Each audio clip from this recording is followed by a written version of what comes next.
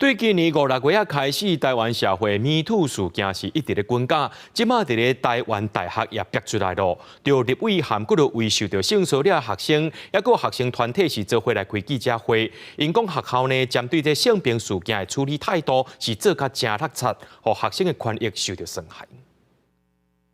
摸我的脸，在我耳边吹气出声，然后很多次的要求我要拥抱他，他才不会生气。这个学生去互宿舍的辅导员骚扰，校官申诉了后，警察局发书面的警告，互宿舍的辅导员。不过后来调查判定性骚扰无成立，互这个学生身心受创伤。不过类似的骚扰并不是孤一个案。抗拒的没有起身，坐在位置上的时候，黄教授甚至会从后面拥抱我们，类似 PUA 的方式去跟我们说，如果我没有抱的话。你们就知道我的意思了。黄教授都对我揉胸、揉臀、熊抱，甚至逼问我爱不爱他。在不平等的权力关系当中，身为学生的我感到非常害怕。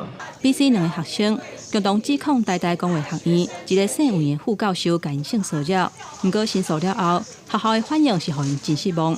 因那另外一个李同学，伫读硕士的期间，去互一个教授卡来手来，佮讲话甲亏。那这个案例全部都发生在台大校园。从我们收到的这几个陈情案件看到，性平会的认定具有性平专业吗？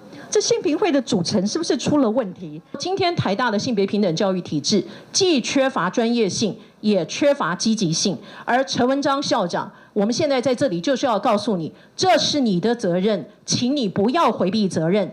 立委范云招学者、学生团体甲几个当事者共同召开记者会，呼吁台大都要改善性平案件处理的方式。台大分别对个案作出回应。A同学的案件并无泄露案情，甲无符合事实的讲法。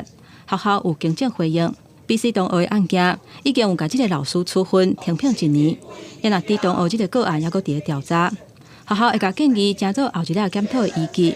若是有牵涉法规，或者是认为处分伤过轻，卖协助转达予相关单位，当做未来修法的参考。